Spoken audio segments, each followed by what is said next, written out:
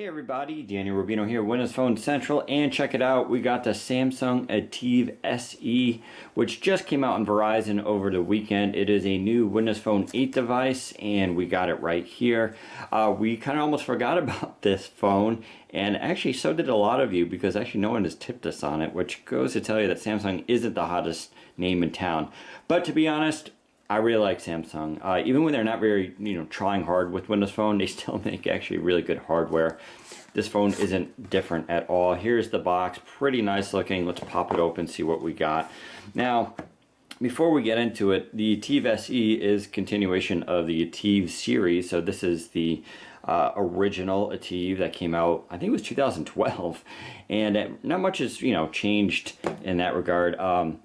Here's the AT&T version, what's called the ATIV S Neo. That's got an 8 megapixel shooter in the back. It weighs about 5 ounces, and it came out a few months ago.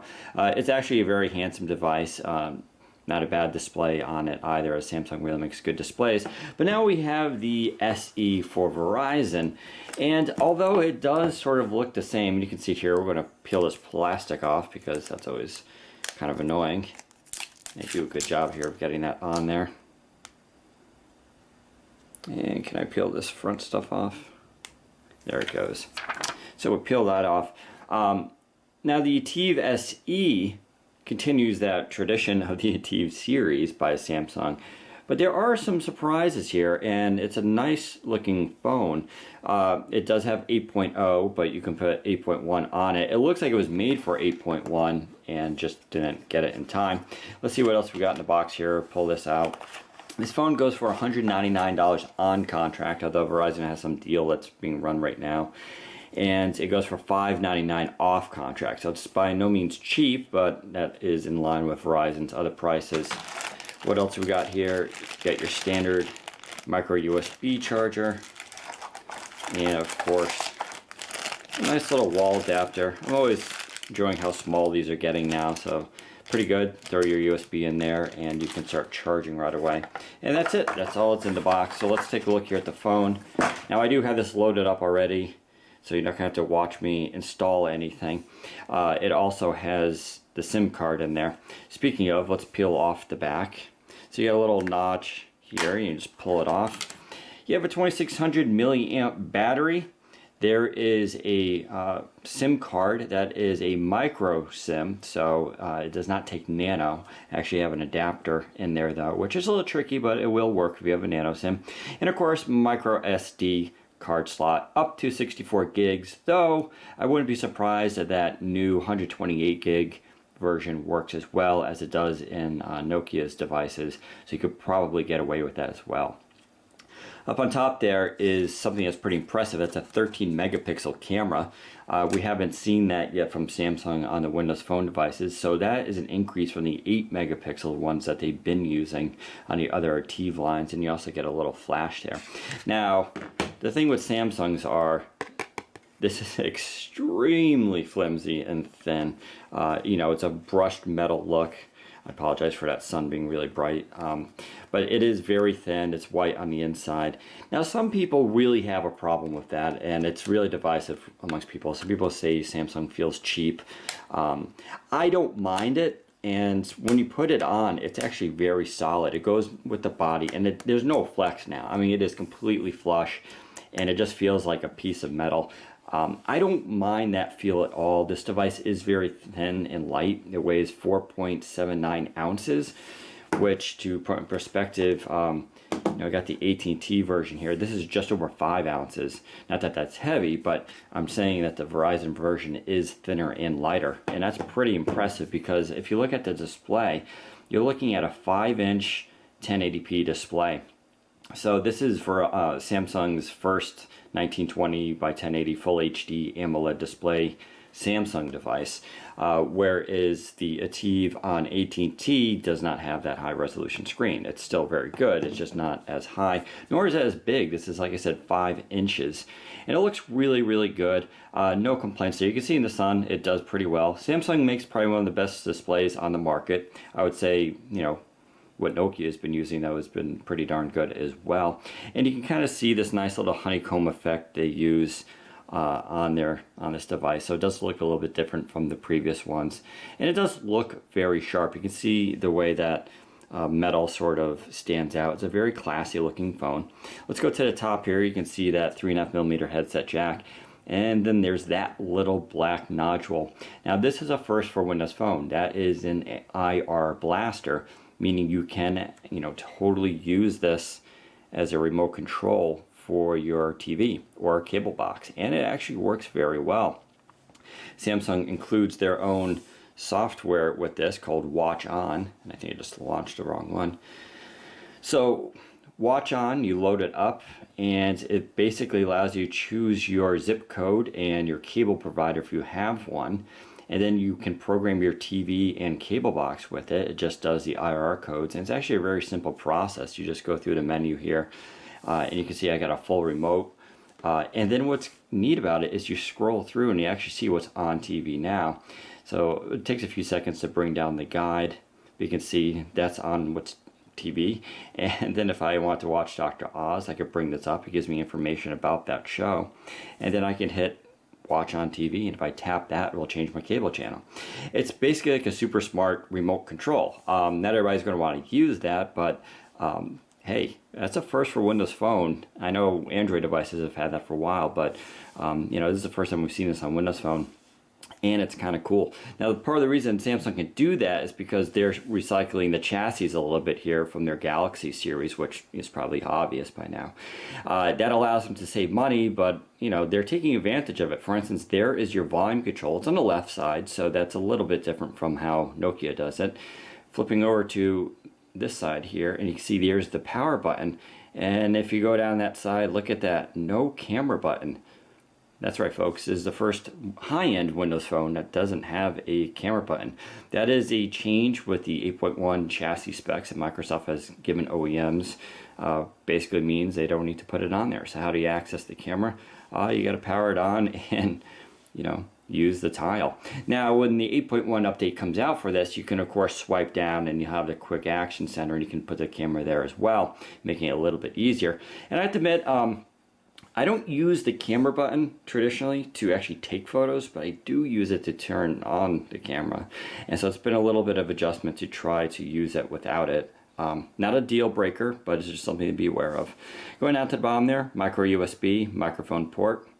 And like I said, there's the camera on the back. Nice brushed metal look. You got the 4G LTE logo. Interestingly enough, this is one of the first Windows phones I've seen that doesn't actually say Windows Phone on it. Now, Samsung has traditionally done that, but on this device here, they don't. Of course, it also usually says Samsung up there. Now it says Verizon. So I guess they sort of shifted things around a bit. The device is very thin. It's very light. It's very responsive. Let's talk about specs. This got a 2.3 gigahertz quad-core Snapdragon 800 processor.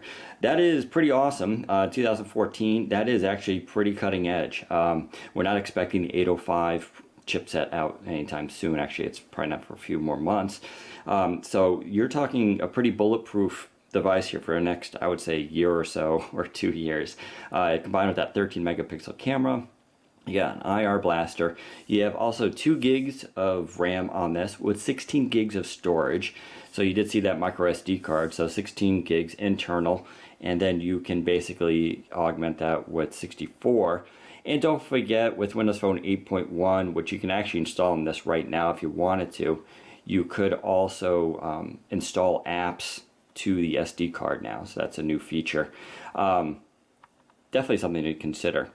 On the front there, you got a 2 megapixel front facing camera. It's pretty decent. And then you got your sensors. It's sort of hidden. You can't see it right here, but where that check comes off for the Verizon logo is actually a hidden LED. Now, that LED notification is only used when charging. It goes red when charging, green when charged. It is not a notification LED though for alerts, so you will not miss a call. I don't think it'll blink. I didn't check voicemail, but I don't think it does for that either. Still, nice little touch. Nice to have with vibration. And there on the bottom there, you can see that is the Windows key, the start key. And what's cool about it is you can of course use it to actually turn on the device since it's a physical one. I kind of like these, and you can see the buttons right there. It does have back keys. there, it's just kind of hard to see. You can see it right there. They the LEDs light up and then they go disappear. What that does actually, of course, is give the device a very clean look when it is turned off.